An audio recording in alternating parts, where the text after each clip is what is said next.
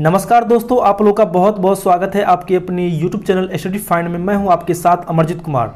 दोस्तों, जैसा कि आप लोग जान चुके हैं कि 14 मार्च का एग्जाम का क्वेश्चन जो है बहुत ही हार्ड आया था, तो उसी प्रकार से जो है दोस्तों आप लोग को भी जो है हार्ड तरीके से मेहनत करना पड़ेगा।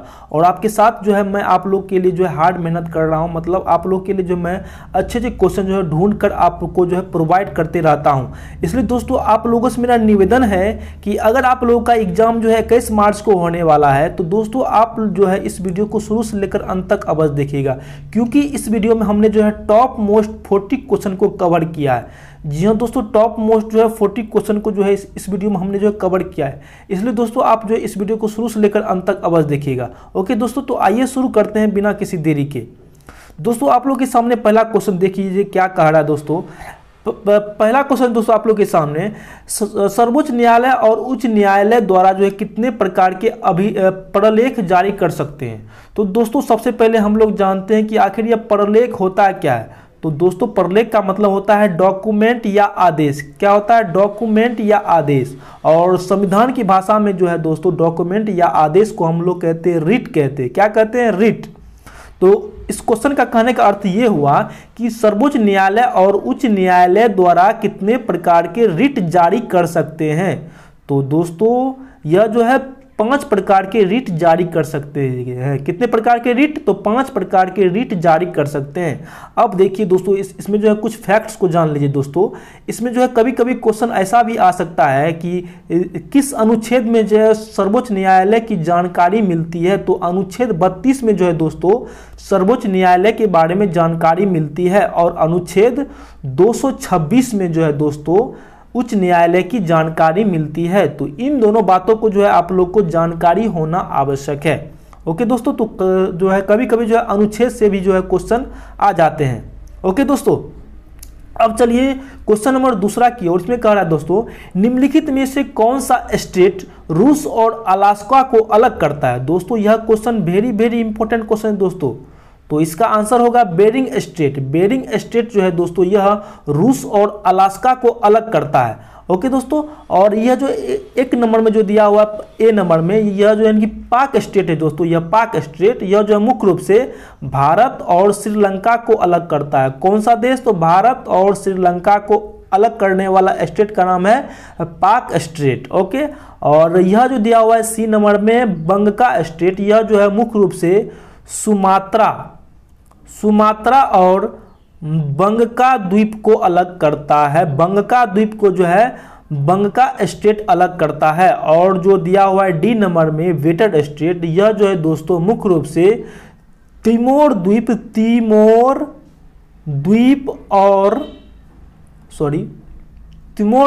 और वेटार द्वीप को अलग करता है। कौन सा द्वीप? तो वेटार द्वीप को अलग करता है। कौन सा स्टेट? तो वेटेड स्टेट। तो इन चारों बातों को जो है आप लोग को इसमें जानना बहुत ही महत्वपूर्ण है। ओके, अब चलिए क्वेश्चन नंबर 3 की ओर।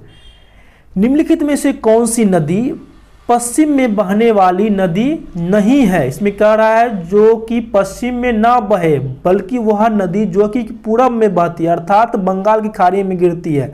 तो इन चारों ऑप्शनों में से आपको चूज करना है कि कौन सी नदी बंगाल की खाड़ी में गिरती है, अर्थात पूरब में गिरती है। तो महानदी जो है दोस्तों, यह महानदी यह बंगाल की खाड़ी में गिरती है। और बाकी तीनों नदी जो दिया हुआ ऊपर में दोस्तों, यह तीनों नदी यह अरेबियन सागर में गिरती है, अर्थात पश्चिम में गिरती है। और क्वेश्चन में कहा गया है कौन सा नदी जो कि पश्चिम में नहीं बहती है, यानी कि पूरब में बहती है।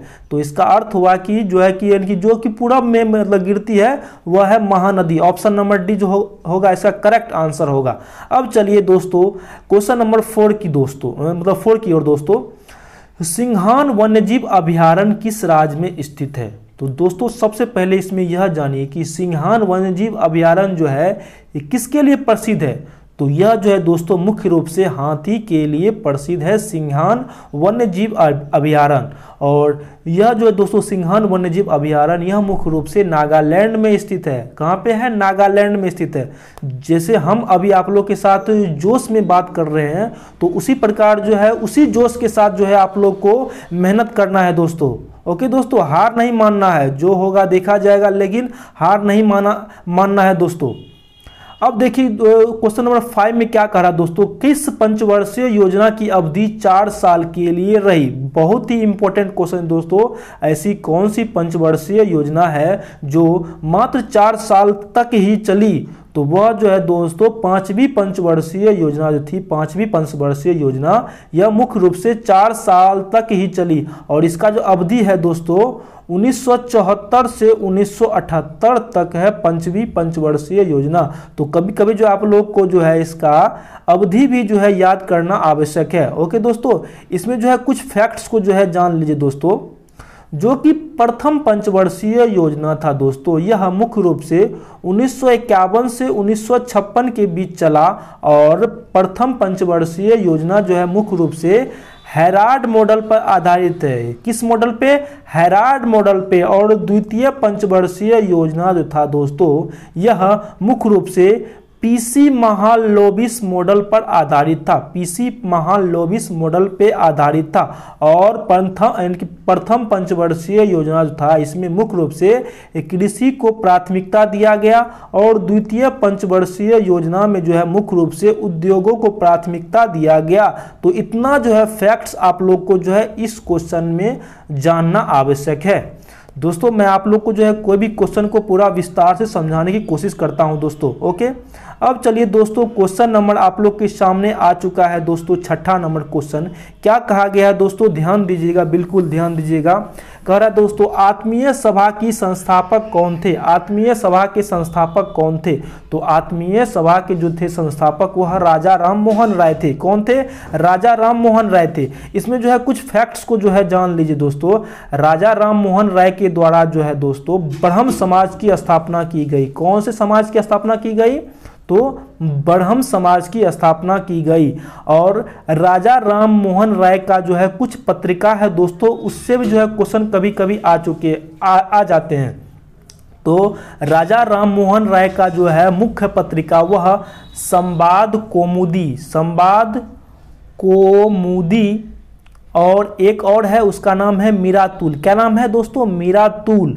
तो इन बातों को जो है आप लोग को जो है जानकारी रहना आवश्यक है। और दोस्तों इसमें फैक्ट्स आ रहा है, आर्य समाज की स्थापना किसने की? तो आर्य समाज की स्थापना जो है दोस्तों वह दयाराम सरस्वती ने की। कौन थी किया था?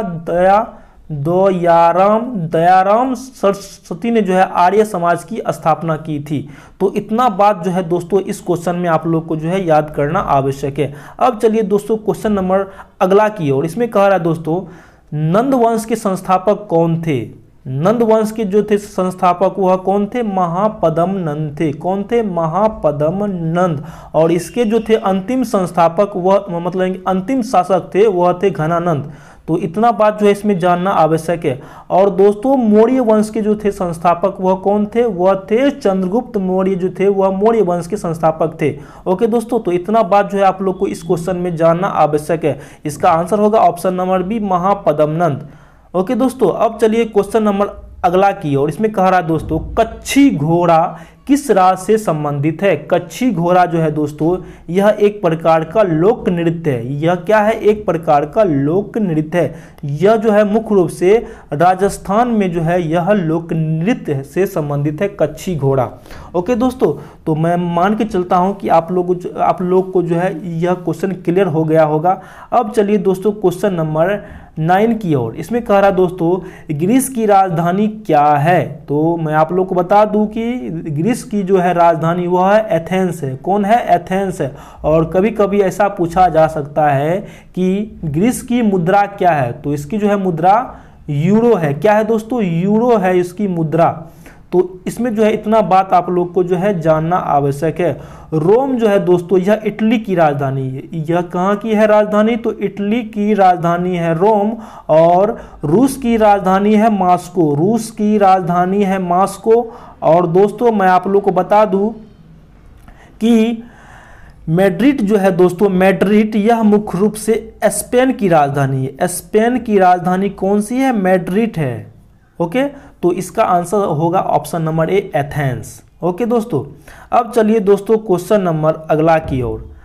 पनामा नहर किन दो महासागरों को जोड़ती है, जो कि बहुत ही इंपॉर्टेंट क्वेश्चन है दोस्तों। पनामा नहर जो है किन दो महासागरों को जोड़ती है, तो यह जो है दोस्तों मुख्य रूप से प्रशांत महासागर और अटलांटिक महासागर को जोड़ती है। कौन सा?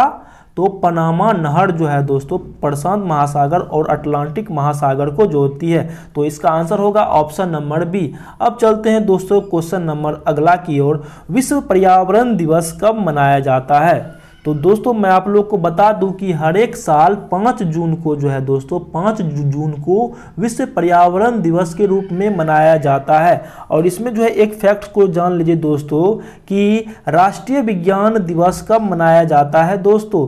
तो राष्ट्रीय विज्ञान दिवस जो है दोस्तों 28 फरवरी को मनाया जाता है। 28 फरवरी को राष्ट्रीय विज्ञान दिवस मनाया जाता है। तो इतना बात जो है आप लोग को इस क्वेश्चन में याद करना जरूरी है। चलिए दोस्तों अगले क्वेश्चन की तरफ चलते हैं हम लोग। इसमें कह रहा दोस्तों प्रसिद्ध नेक चंद का रॉक गार्डन कहाँ स्थित है? रॉक गार्डन जो है वह कहाँ स्थित है? तो मैं आप लोग को बता दूं कि रॉक गार्डन जो है दोस्तों यह मुख्य रूप से चंडीगढ़ में स्थित है। कहाँ पे है? तो चंडीगढ़ में स्थित है रॉक गार्डन। और यह जो है दोस्तों इसकी स्थापना किसने की थी? तो इसकी स्थापना जो है दोस्तों नेक चंद ने की थी। कौन किया था? नेक चंद। और यह जो है चंडीगढ़ में स्थित है। ओके दोस्तों, अब चलिए क्वेश्चन नंबर अगला की ओर। महारत्न का दर्जा किसे दिया गया है? तो मैं आप लोग को बता दूं कि सार्वजनिक क्षेत्र को जो है महारत्न का दर्जा दिया गया है। अब जो हम लोग इसमें यह जानते हैं कि महारत्न जो है किसे दिया जा सकता है? जिस क्षेत्र का जो है 3 वर्ष के भीतर कुल आय अगर 25,000 करोड़ से अधिक हो जाता है तो उसे जो है महारत्न का दर्जा दिया जाता है।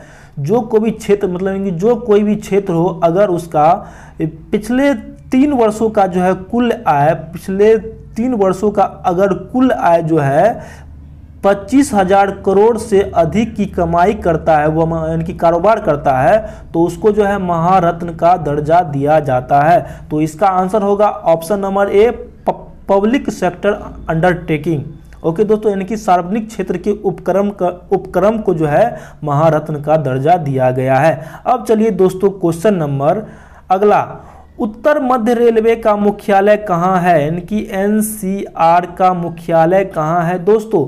मैं आप लोग को बता दूं कि इसी से संबंधित जो है इस बार 14 मार्च के एग्जाम में जो है क्वेश्चन पूछा गया था। अब वहाँ पे क्या क्वेश्चन पूछा गया था? वहाँ पे क्वेश्चन पूछा गया था कि पूर्व मध्य रेलवे का मुख्यालय कहाँ है? तो इसका जो मुख्यालय है दोस्तों इसका मुख्यालय हाजीपुर है। कहाँ है दोस्तों? हाजीपुर है पूर्व मध्य रेलवे का मुख्यालय। लेकिन यहाँ पे क्वेश्चन कहा गया है उत्तर मध्य रेलवे का मुख्यालय कहाँ है? तो वह जो दोस्तों प्रयागराज में स्थित है। कहाँ पे? प्रयागराज में स्थित है। इसलिए दोस्तों एग्जाम की दृष्टिकोण से जो है यह क्वेश्चन बहुत ही इंपॉर्टेंट हो जाते हैं। और दोस्तों इसमें मैं आप लोग को कह दूं कि एनसीआर का जो है सबसे बड़ा रेलवे स्टेशन वह है कानपुर है। कौन सा है? तो कानपुर जो है रेलवे स्टेशन वह एनसीआर में सबसे बड़ा रेलवे स्टेशन है कानपुर। तो इतना बात जो है आप लोग को जो है इसमें जानना आवश्यक है। अब चलते हैं क्वेश्चन नंबर अगला की ओर। दोस्तों आप लोग के सामने क्वेश्चन आ चुका है, प्रकाशम बैरेज जो है किस नदी पर स्थित है? प्रकाशम बैरेज जो है मुख्य रूप से किस नदी पर स्थित है? तो मैं आप लोग को बता दूं कि प्रकाशम बैरेज जो है वह मतलब बैरेज जो है यह मुख्य रूप से कृष्णा नदी पर स्थित है। कौन सा नदी? तो कृष्णा नदी पर स्थित है। और दोस्तों मैं आप लोग को बता दूं कि हीराकुंड जो है हीराकुंड परियोजना यह जो है महानदी पर स्थित है। हीराकुंड परियोजना जो है महानदी पर स्थित है। ओके दोस्तों, और यह जो है दोस्तों प्रकाशम बैरेज यह किस राज्य में स्थित है? तो यह जो है दोस्तों आंध्र प्रदेश में स्थित है। आंध्र प्रदेश में स्थित है। तो इतना बात जो है आप लोग को जो इसमें जानना आवश्यक है। अब चलते हैं दोस्तों और दोस्तों इसमें जो है कुछ क्वेश्चन आ रहा है निकल करके कि देहली परियोजना जो है दोस्तों यह देहली परियोजना यह किस नदी पर स्थित है? तो वह जो है ताप्ती नदी पर स्थित है। किस नदी पर? तो ताप्ती नदी पर। और यह जो है देहली परियोजना यह महाराष्ट्र में है। कहाँ पे है, महाराष्ट्र में है, दिल्ली परियोजना। तो इतना बात जो है दोस्तों आप लोग को जो है जानना आवश्यक है। तो इसका आंसर होगा ऑप्शन नंबर ए, कृष्णा नदी। अब चलिए दोस्तों अगले क्वेश्चन की तरफ। उपयोग किया जाता है, तो मैं आप लोग को बता दूं, अगर आप Ctrl+W दबिएगा तो आपका जो है ब्राउज़र का टैब जो है क्लोज हो जाएगा। तो इसका आंसर होगा ऑप्शन नंबर बी, Ctrl+W। अब चलिए दोस्तों MSI का मतलब क्या होता है। तो दोस्तों मैं आप लोग को बता दूं कि MSI का मतलब होता है दोस्तों मीडियम स्केल इंटीग्रेटेड। क्या होता है, मीडियम स्केल इंटीग्रेटेड होता है MSI का मतलब। ओके दोस्तों, तो इसका आंसर होगा ऑप्शन नंबर ए, MSI का। अब चलिए दोस्तों एक टीबी जो है कितने जीबी के बराबर होता है। वेरी इजी क्वेश्चन है दोस्तों। एक टीबी जो है 1024 जीबी के बराबर होता है। तो इसका आंसर ऑप्शन नंबर बी होगा करेक्ट आंसर। अब चलिए अगले क्वेश्चन की तरफ। शरीर पर दबाव किस पर निर्भर करता है। शरीर पर जो होता है दबाव वह मुख्य रूप से बल और क्षेत्र पर निर्भर करता है। कहाँ पे, तो बल और क्षेत्र पर निर्भर करता है शरीर पर दबाव। तो इसका आंसर होगा ऑप्शन नंबर सी। अब चलिए दोस्तों अगला क्वेश्चन की तरफ। प्रकाश वर्ष है, यह क्या है दोस्तों। तो एक वर्ष में प्रकाश द्वारा तय की गई दूरी को हम लोग क्या कहते हैं, प्रकाश वर्ष कहते हैं। तो इसका आंसर होगा option number A. Easy question था दोस्तों। अब चलिए दोस्तों अगला क्वेश्चन की तरफ। डैश एक बहुलक है जिसका अपवर्तनांक सूचकांक 1.50 से अधिक होता है। तो मैं आप लोग को बता दूं कि हाई रिफ्रैक्टिव इंडेक्स पॉलीमर का जो अपवर्तनांक 1.50 से अधिक होता है। क्या होता है, 1.50 से अधिक होता है। किसका, तो हाई रिफ्रैक्टिव इंडेक्स पॉलीमर का जो अपवर्तनांक 1.50 से अधिक होता है। तो इसका आंसर होगा ऑप्शन नंबर ए। अब चलिए दोस्तों अगले क्वेश्चन की तरफ। डैश का उपयोग नाइट विजन के में किया जाता है। आप लोग जानते होंगे दोस्तों एक आता है सीसीटीवी कैमरा जिसमें नाइट विजन रहता है। तो उसमें जो है दोस्तों मुख्य रूप से इंफ्रारेड रे का उपयोग किया जाता है। कौन सा रे का, तो इंफ्रारेड वेव का जो है उपयोग किया जाता है। तो इसका आंसर होगा ऑप्शन नंबर ए। अब चलिए दोस्तों क्वेश्चन नंबर अगला की ओर। इसमें कह रहा है दोस्तों आवर्त सारणी में निम्नलिखित में से कौन सबसे अधिक और सबसे कम विद्युतीय तत्व है। दोस्तों इसमें कहा गया है आवर्त सारणी में निम्नलिखित में से कौन सबसे अधिक और सबसे कम विद्युतीय एलिमेंट है। दोस्तों इसका ऑप्शन जो है आप लोग के सामने नीचे दिया हुआ है। दोस्तों मैं आप लोग को थोड़ा दिखा दूं, ये आप लोग के सामने जो है ऑप्शन दिया हुआ है दोस्तों। तो इसका जो होगा आंसर वह होगा option number option number D होगा दोस्तों। क्लोरीन और सीजियम का जो है इलेक्ट्रोनेगेटिव यह काफ़ी अधिक होता है। क्या होता है, इलेक्ट्रोनेगेटिव जो है यह काफ़ी अधिक होता है। किसका, तो फ्लोरीन का जो है अधिक होता है और सीजियम का जो है सबसे कम होता है। तो इस बात को जो है आप लोग को जो है जान लेना आवश्यक है। तो इसका आंसर होगा ऑप्शन नंबर डी। अब चलिए दोस्तों अगले क्वेश्चन की तरफ। परमाणु के नाभिक में जो है कौन सा आवरण यानी कि सेल रहता है। परमाणु के नाभिक में जो है कौन सा आवरण रहता है यानी कि सेल रहता है। तो मैं आप लोगों को बता दूं, मतलब कि दूर रहता है। तो उसमें जो है क्यू सेल वह सबसे दूर रहता है। तो इसका आंसर होगा ऑप्शन नंबर बी। और दोस्तों सबसे नज़दीक जो रहता है वह रहता है सेल के रहता है। के जो है सेल मतलब के जो आवरण है वह सबसे करीब रहता है नाभिक में। तो इसका आंसर होगा ऑप्शन नंबर बी होगा क्यू।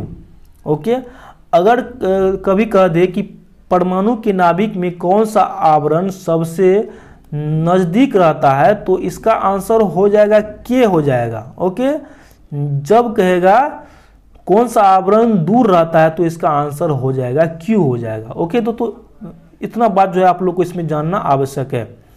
अब चलिए दोस्तों अगले क्वेश्चन की तरफ।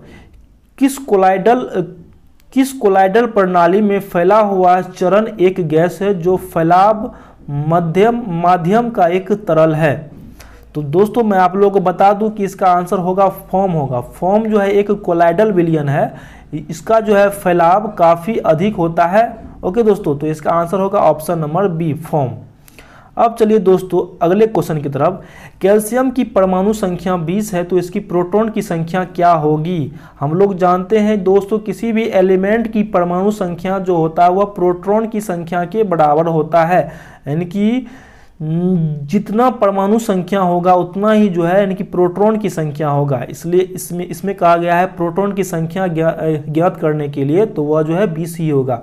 ऑप्शन नंबर ए जो होगा बिल्कुल करेक्ट होगा दोस्तों।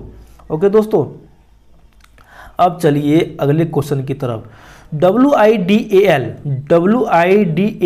परीक्षण का उपयोग जो है किस बीमारी का पता लगाने के लिए किया जाता है? तो मैं आप लोग को बता दूं कि WIDAL का उपयोग जो है मुख्य रूप से टाइफाइड का पता लगाने के लिए किया जाता है। कौन सा रोग का? तो टाइफाइड रोग का पता लगाने के लिए जो है इसका उपयोग किया जाता है। ओके दोस्तों, और दोस्तों इसमें जो है कुछ क्वेश्चन आ रहा है निकल करके कि टाइफाइड रोग का जो है खोज किसने किया था? तो इसकी जो है खोज किया था जॉर्ज फर्नांड ने किया था। कौन किया था? जॉर्ज फर्नांड ने जो है दोस्तों यह टाइफाइड का खोज किया था। ओके दोस्तों, तो इसमें जो है एक और क्वेश्चन जान लीजिए कि टाइफाइड जो है कौन सा बैक्टीरिया से होता है? तो यह जो है दोस्तों साल्मोनेला बैक्टीरिया से होता है टाइफाइड रोग। तो इतना बात जो है आप लोग को इसमें जानना आवश्यक है, तो इसका आंसर होगा ऑप्शन नंबर सी। अब चलिए दोस्तों अगले क्वेश्चन की तरफ। दोस्तों भारत में आम के पकने के लिए निम्नलिखित में से सबसे अधिक इस्तेमाल किए जाने वाले कौन सा रसायन है? तो दोस्तों मैं आप लोगों को बता दूं कि भारत में जो है आम को पकाने के लिए मुख्य रूप से कैल्शियम कार्बाइड का उपयोग किया जाता है। कैल्शियम कार्बाइड जो है वह टूट के एसिटिलीन बन जाता है। क्या बन जाता है? एसिटिलीन बन जाता है, जिस कारण जो है आम जो है जल्दी पक जाते हैं। जब कैल्शियम कार्बाइड जो है H2O से अभिक्रिया करता है तो एसिटिलीन बन जाता है, इसी कारण से जो है आम जल्दी पक जाते हैं। तो इसका आंसर होगा option number C. Okay, calcium carbide. अब चलते हैं दोस्तों अगले क्वेश्चन की तरफ। निम्नलिखित में कौन सा संक्रामक बीमारी और बाहरी आक्रांता के खिलाफ शरीर की रक्षा करता है? तो हम लोग जानते हैं दोस्तों WBC जो है ऐसा ब्लड होता है जो हमारी शरीर को जो है संक्रामक बीमारी से बचाता है। तो इसका आंसर होगा क्या होगा? WBC। और इसका जो है अन्य नाम क्या होता है? ल्यूकोसाइट्स होता है। उसका अन्य नाम क्या होता है? ल्यूकोसाइट्स। तो इसका आंसर होगा ऑप्शन नंबर बी। एक बार मैं फिर आप लोग को जो है समझाने की कोशिश करता हूं। WBC का जो है अन्य नाम होता है ल्यूकोसाइट्स। क्या होता है? ल्यूकोसाइट्स। तो इसका आंसर होगा ऑप्शन नंबर ए। ओके, अब चलिए दोस्तों अगले क्वेश्चन की तरफ। निम्नलिखित में से कौन सा हार्मोन एक एस्टेरॉइड है? क्या है? एक एस्टेरॉइड है। तो दोस्तों मैं आप लोग की कह दूं, जब भी कहेगा एस्टेरॉइड तो आप लोग को जो है गेस करना है क्या? एस्ट्रोजन। एस्टेरॉइड से एस्ट्रोजन एक समान लग रहा है इनकी सुनने में, इसलिए जो है इसका आंसर होगा ऑप्शन नंबर डी। एस्ट्रोजन जो है एस्ट्रोजन एक एस्टेरॉइड हार्मोन है। ओके दोस्तों, तो इसका आंसर होगा ऑप्शन नंबर डी। और दोस्तों मैं आप लोगों से जो है एक ही बात कहना चाहता हूं कि आप लोग को जो है जोश को घटाना नहीं है, बस मेहनत करते रहना है। अगर मान के चलिए अगर इस बार भी अगर बिहार पुलिस अगर 21 तारीख के एग्जाम में भी अगर क्वेश्चन आउट हो जाता है तो आप लोग को जो है मेहनत कभी किसी का बेकार नहीं जाता है। आप जो है किसी ना किसी क्षेत्र में जो है सफलता हासिल कर ही लीजिएगा। ओके दोस्तों, तो इसलिए जो है दोस्तों आप लोग को जो है मेहनत नहीं छोड़ना है। तो फिर मिलते हैं आप लोगों से अगले वीडियो में। Best of luck.